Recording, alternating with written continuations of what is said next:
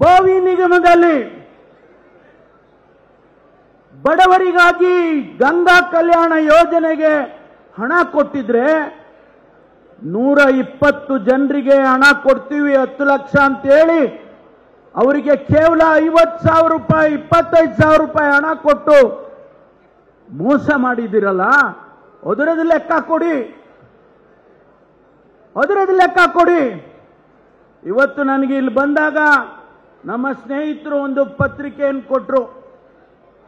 ಮಾಜಿ ಪ್ರಧಾನಿ ದೇವೇಗೌಡರ ಕುಟುಂಬದ ಭೂ ಕಳಕೆಯ ಪಕ್ಷಿ ನೋಟ ಯಾರಿಗೆ ಕೇಳಿರೋದಿದು? ಮಾನ್ಯ ದೇವೇಗೌಡರು ಮತ್ತು ಕುಮಾರಸ್ವಾಮಿ ಅವರ ಕುಟುಂಬದವರಿಗೆ ಕೇಳಿರ್ತಕ್ಕಂಥ ಪ್ರಶ್ನೆ ಇದು. ಯಾರು ಕೇಳಿದ್ದಾರೆ? ಭಾರತೀಯ ಜನತಾ ಪಾರ್ಟಿಯ ಮುಖಂಡರು, ಮೈಸೂರಿನ ಅಧ್ಯಕ್ಷರು, ಭಾರತೀಯ ಜನತಾ ಪಾರ್ಟಿ ಮೈಸೂರು ಘಟಕ ಏನಪ್ಪ ಕೇಳಿದ್ದಾರೆ ಅಂದ್ರೆ, ಸ್ವಾಮಿ ನೀವು ಅವತ್ತು ಆಗ ರಾಜಕೀಯವಾಗಿ ಏನೂ ಆಗದಿದ್ದ ಕುಮಾರಸ್ವಾಮಿ ಅವರು 300 x 200 ಅಡಿ ಅಳತೆಯ ನಿವೇಶನ ಪಡ್ಕೊಂಡಿದ್ರಿ, ಅದರ ಮೂಡಾದಲ್ಲಿ ಅದರ ಸ್ವಾಧೀನ ಪತ್ರ ತಗೊಂಡಿದ್ರಿ, ಅದಕ್ಕೆ ನೀವೇ ಖುದ್ದಾಗಿ ನನಗೆ ಪೊಸೆಷನ್ ಸರ್ಟಿಫಿಕೇಟ್ ಕೊಡಿ ಅಂತ ಕಾಗದ ಬರೆದಿದ್ದೀರಿ, ಅದಕ್ಕೆ ಉತ್ತರ ಕೊಡಿಯಲ್ಲ. 36 ಸೈಟು, ಮೂಡಾದಲ್ಲಿ 36 ಸೈಟು, 20 ನಿವೇಶನಗಳು ನಿಮ್ಮ ಮನೆಯವರ ಹೆಸರಿಗಾಗಿದೆಯಲ್ಲ, ಅದಕ್ಕೆ ಉತ್ತರ ಕೊಡಿ ಅಂತ ಕೇಳಿದ್ದಾರೆ. ನಾವಲ್ರಿ ಕೇಳಿದ್ದು, ಭಾರತೀಯ ಜನತಾ ಪಾರ್ಟಿಯ ಮೈಸೂರಿನ ಘಟಕ ಕೇಳಿದ್ಯಪ್ಪ. ಕುಮಾರಸ್ವಾಮಿ ಅವರೇ ಈಗ ಹೇಳ್ಬೇಕಲ್ಲ ಉತ್ತರ, ಇದಕ್ಕೆ ಹೇಳ್ಬೇಕಲ್ಲ ಉತ್ತರ ನೀವು. ಆದ್ರಿಂದ ಯಾವ ಮಾನ ಮರ್ಯಾದೆ ಇಟ್ಕೊಂಡು, ಯಾವ ನೈತಿಕತೆಯಿಂದ ನೀವು ಈ ಪಾದಯಾತ್ರೆಯನ್ನ ಮಾಡ್ತಾ ಇದ್ದೀರಿ? ಯಾವ ಪಾದಯಾತ್ರೆಯನ್ನ ಯಾತಕ್ಕೆ ಮಾಡ್ತಾ ಇದ್ದೀರಿ? ಉತ್ತರ ಕೊಡ್ಬೇಕು. ಈ ರಾಜ್ಯದ ಜನ ಕೇಳೋದಕ್ಕೆ ಬಯಸ್ತಾ ಇದ್ದಾರೆ. ಮಾನ್ಯ ಮುಖ್ಯಮಂತ್ರಿಗಳಾದಂತಹ ಸಿದ್ದರಾಮಯ್ಯನವರ ಬಗ್ಗೆ ಆಪಾದನೆಯನ್ನ ತೆಗೆದಿದ್ದೀರಿ. ನೀವು ವಿರೋಧ ಪಕ್ಷದಲ್ಲಿದ್ದೀರಿ, ನಾವು ತಪ್ಪು ಮಾಡಿದ್ರೆ ಪ್ರಶ್ನೆ ಮಾಡೋದಕ್ಕೆ ನಿಮಗೆಲ್ಲ ಹಕ್ಕು ಕೊಟ್ಟಿದ್ದಾರೆ ಸಂವಿಧಾನದಲ್ಲಿ ಬಾಬಾ ಸಾಹೇಬ್ ಅಂಬೇಡ್ಕರ್ ಅವರು. ಬಾಬಾ ಸಾಹೇಬ್ ಅಂಬೇಡ್ಕರ್ ನಿಮ್ಗೆ ಹಕ್ಕು ಕೊಟ್ಟಿದ್ದಾರೆ, ಕೇಳ್ರಿ ಅವ್ರನ್ನ ಅಂತೇಳಿ. ಆದ್ರೆ ಏನ್ ಪ್ರಶ್ನೆ ಕೇಳ್ತಾ ಇದ್ದೀರಿ? ಯಾವ ಜಮೀನು 1935ರಲ್ಲಿ ಅದನ್ನ 1 ರೂಪಾಯಿಗೆ ಪರ್ಚೇಸ್ ಮಾಡಿ ಇಟ್ಕೊಂಡಿದ್ದಂತ ಜಮೀನು ಆ ತಾಯಿಗೆ, ತಂಗಿಗೆ ಅರಿಶಿನ ಕುಂಕುಮಕ್ಕೆ ಕೊಟ್ಟ ನಂತರ ಹೇಳ್ದೆ ಕೇಳ್ದೆ ಅವ್ರ ಗಮನಕ್ಕೆ ತರದೆ ನೀವು ಅದನ್ನ ಎನ್ಕ್ರೋಚ್ ಮಾಡಿ ಸೈಟ್ ಮಾಡಿ ಯಾರಿಗೋ ಮಾರ್ಬಿಟ್ಟು ಅದಾದ ಮೇಲೆ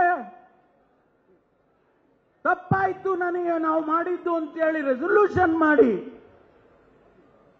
ಇವತ್ತು ಬಂದು ಮಾನ್ಯ ಮುಖ್ಯಮಂತ್ರಿಗಳ ಶ್ರೀಮತಿ ಅವರಿಗೆ 14 ಸೈಟ್ ತಗೊಂಡಿದ್ದೀರಿ ಅಂತ ಆಪಾದನೆ ಮಾಡ್ತಾ ಇದ್ದೀರಲ್ಲ, ನಿಮಗೆ ನಾಚಿಕೆ ಆಗೋದಿಲ್ಲೇನ್ರಿ? ಸಿದ್ದರಾಮಯ್ಯನವರ ರುಜು ಇದೆಯಾ ಯಾವುದಾದ್ರೂ ಕಾಗದದಲ್ಲಿ? ಯಾವುದಾದ್ರೂ ಫೈಲ್ನಲ್ಲಿ ಸಿದ್ದರಾಮಯ್ಯನವರ ರುಜು ಇದೆಯಾ?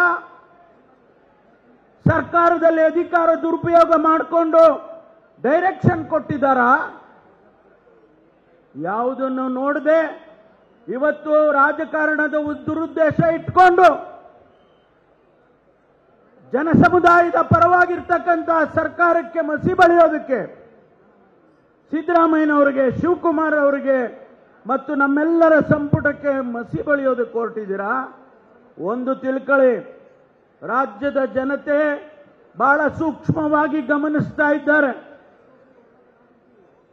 ನಿಮ್ಮ ತಪ್ಪುಗಳನ್ನು ಕಂಡಿಡಿದು ನಿಮಗೆ ಬುದ್ಧಿ ಕಲಿಸಿದ್ರೂ ಕೂಡ ನಿಮಗೆ ಬುದ್ಧಿ ಬಂದಿಲ್ಲ.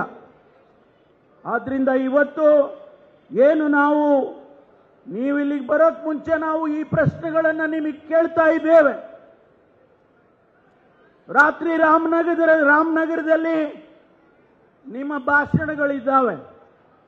ನಾವು ಕೇಳಿರ್ತಕ್ಕಂಥ ಪ್ರತಿಯೊಂದು ಪ್ರಶ್ನೆಗೆ ನೀವು ಉತ್ತರ ಕೊಡಬೇಕು. ಆ ಕಾರಣಕ್ಕಾಗಿ ಇವತ್ತು ಈ ಕಾರ್ಯಕ್ರಮವನ್ನ ನಾವು ಮೊದಲೇ ಆಯೋಜನೆ ಮಾಡಿ ಜನಸಮುದಾಯಕ್ಕೆ ಅವರು ಹೇಳ್ತಕ್ಕಂಥದ್ದು ಸುಳ್ಳು ಆಪಾದನೆಗಳನ್ನು ಮಾಡ್ತಾ ಇದ್ದಾರೆ ಅಂತೇಳಿ ಇವತ್ತು ನಾವು ಜನರಿಗೆ ತಿಳಿಸಬೇಕು ಅಂತ ಹೇಳಿ ನಾವು ಇವತ್ತು ಮೊದಲೇ ಕಾರ್ಯಕ್ರಮವನ್ನು ಮಾಡಿದ್ದೇವೆ. ಇಲ್ಲಿನ ರಾಜಕೀಯ, ಚನ್ನಪಟ್ಟಣದ ರಾಜಕೀಯ ಯಾವ ರೀತಿ ಇದೆ ಅಂತೇಳಿ ನಾವು ಸೂಕ್ಷ್ಮವಾಗಿ ಗಮನಿಸಿದ್ದೇವೆ. ಯೋಗೇಶ್ವರ್ ಅವರು ಬಹಳ ದೊಡ್ಡ ಪ್ರಮಾಣದಲ್ಲಿ ಭಾರತೀಯ ಜನತಾ ಪಾರ್ಟಿಯ ಜೊತೆಯಲ್ಲಿ ಅವರು ಸರ್ಕಾರವನ್ನ ಹಿಂದೆ ನಮ್ಮನ್ನ ಬೀಳಿಸೋದಕ್ಕೆ ಪ್ರಯತ್ನ ಮಾಡಿದಂತವರು. ಭಾರತೀಯ ಜನತಾ ಪಾರ್ಟಿ ನಂದು ಅಂತ ಕುಣಿತಾ ಇದ್ರು. ಇವತ್ತು ನೋಡಿದ್ರೆ ಎಲ್ಲೂ ಅವ್ರ ಫೋಟೋನೇ ಇಲ್ಲ, ಅವ್ರನ್ನ ಕರೆದೂ ಇಲ್ಲ, ಅವ್ರನ್ನ ಕೇಳೂ ಇಲ್ಲ. ಪಾಪ ಯೋಗೇಶ್ವರಣ್ಣ ಎಲ್ಲಿದ್ಯಪ್ಪ, ಕಾಣಿಸ್ತಾನೇ ಇಲ್ಲ, ಒಂದು ಫೋಟೋನಲ್ಲೂ ಇಲ್ಲ. ಆದ್ರಿಂದ ಯಾವ ಸಂದರ್ಭದಲ್ಲಿ ಯಾರು ಮುಖಂಡರಾಗ್ತಾರೆ, ಯಾರು ಕೆಳಗೆ ಇಳಿತಾರೆ, ಯಾರ ಮೇಲಕ್ಕೆ ಹೋಗ್ತಾರೆ, ಅದು ಜನ ತೀರ್ಮಾನ ಮಾಡ್ತಾರೆ. ಅದಕ್ಕಾಗಿ ಇವತ್ತು ಮಾನ್ಯ ವಿಜಯೇಂದ್ರ ಅವರು ಇಲ್ಲ ಸಲ್ಲದ ಮಾತುಗಳನ್ನು ಆಡ್ತಾ ಇದ್ದಾರೆ. ನನಗೇನು ಹೇಳೋದಿಲ್ಲ. ನಾನು ನಿಮ್ಮ ಬಸವರಾಜ್ ಪಾಟೀಲ್ ಯತ್ನಾಳ್ ಅವರಿಗೆ ಉತ್ತರ ಕೊಟ್ಬಿಡಿ ವಿಜಯೇಂದ್ರ, ಸಾಕು. ಇನ್ನೇನು ಮಾಡಬೇಡಿ, ನೀವು ಇನ್ನೇನು ಮಾಡಬೇಡ್ರಿ. ನಿಮ್ಮ ಪಾರ್ಟಿ ಮುಖಂಡರಿಗೆ ಉತ್ತರ ಕೊಟ್ಬಿಡಿ, ಸಾಕು.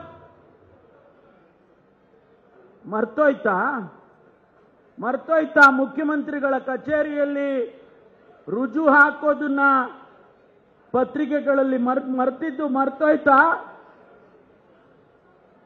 ಫೈಲ್ಗಳಿಗೆ ಸೈನ್ ಆಗ್ತಾ ಇದ್ದಿದ್ದು ಮರ್ತೋಯ್ತಾ? ಬೇರೆ ಬೇರೆ ಹಗರಣಗಳಲ್ಲಿ ನಿಮ್ಮ ಹೆಸರುಗಳು ಬಂದಿದ್ದನ್ನ ಮುಚ್ಚ ಹಾಕಿದ್ರಿ, ಅದು ಮರ್ತೋಯ್ತಾ? ನಾವು ಬಿಡೋದಿಲ್ಲ. ರಾಜ್ಯ ಸರ್ಕಾರ, ಕಾಂಗ್ರೆಸ್ ಸರ್ಕಾರ ಆ ಹಗರಣಗಳನ್ನೆಲ್ಲ ಹೊರಗಡೆ ತೆಗಿತೀವಿ, ಜನರ ಮುಂದೆ ಹೇಳ್ತೀವಿ. ನಿಮಗೆ ಜನ ಚೀಮಾರಿ ಹಾಕ್ತಾರೆ, ನಾವು ಹಾಕೋದು ಬೇಕಾಗಿಲ್ಲ. ಅದಕ್ಕಾಗಿ ಇವತ್ತು ನಮ್ಮ ಅಧ್ಯಕ್ಷರ ನೇತೃತ್ವದಲ್ಲಿ, ಮಾನ್ಯ ಡಿ.ಕೆ. ಶಿವಕುಮಾರ್ ಅವರ ನೇತೃತ್ವದಲ್ಲಿ ಇಡೀ ರಾಜ್ಯದ ಜನತೆಗೆ ನಾವು ಸತ್ಯವನ್ನ ಹೇಳೋದಕ್ಕೆ ಹೊರಟಿದ್ದೇವೆ. ಅದರ ಜೊತೆಯಾಗಿ ರಾಜ್ಯದ ಜನತೆಗೆ ಕೊಟ್ಟ ಮಾತು, ಒಂದು ಒಳ್ಳೆಯ ಆಡಳಿತವನ್ನ, ಜನಪರವಾದಂಥ ಆಡಳಿತವನ್ನ ಕೊಡ್ತೇವೆ ಅಂತ ನಾವು ಹೇಳಿದ್ದೇವೆ. ಆ ದೃಷ್ಟಿಯಲ್ಲಿ ಕೆಲಸ ಮಾಡ್ತೇವೆ ನಾವೆಲ್ಲ ಅಂತೇಳಿ ಈ ಸಂದರ್ಭದಲ್ಲಿ ಹೇಳಿ, ನನಗೆ ಅವಕಾಶ ಕೊಟ್ಟಿದ್ದಕ್ಕಾಗಿ ಧನ್ಯವಾದಗಳನ್ನು ಹೇಳಿ ನಾನು ಮಾತು ಮುಗಿಸ್ತೇನೆ. ಜೈ ಹಿಂದ್, ಜೈ ಕರ್ನಾಟಕ. ಕನ್ನಡಿಗರ ಮೆಚ್ಚಿನ ನಿಮ್ಮ ನ್ಯೂಸ್ 18 ಕನ್ನಡ ಈಗ ವಾಟ್ಸ್ಆಪ್ನಲ್ಲಿಯೂ ಲಭ್ಯ. ಕರ್ನಾಟಕ ಮತ್ತು ದೇಶ ವಿದೇಶದ 360 ಡಿಗ್ರಿ ಸುದ್ದಿ ವಿವರವನ್ನ ನೀವು ನಿಮ್ಮ ಕೈ ಬೆರಳುಗಳಲ್ಲಿಯೇ ಪಡೆಯೋದಿಕ್ಕೆ ಈ QR ಕೋಡ್ ಅನ್ನು ಸ್ಕ್ಯಾನ್ ಮಾಡಿ. ನಮ್ಮ ಚಾನೆಲ್ ಅನ್ನು ಫಾಲೋ ಮಾಡಿ, ನೋಟಿಫಿಕೇಶನ್ ಆನ್ ಮಾಡಿ.